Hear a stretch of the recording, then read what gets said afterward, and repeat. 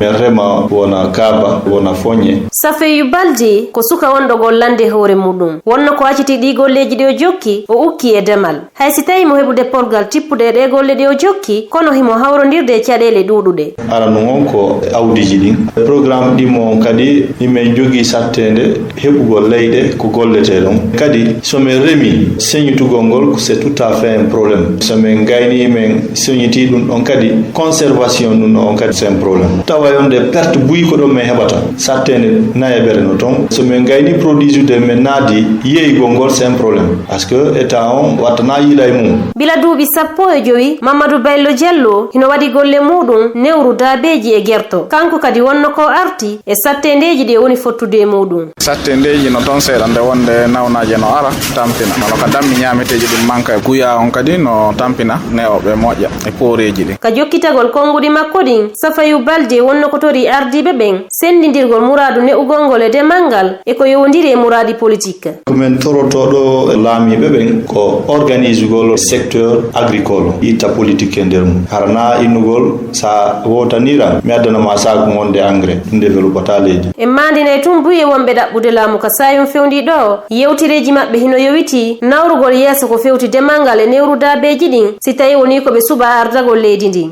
Umu Keso Diallo, Labbe, RFI.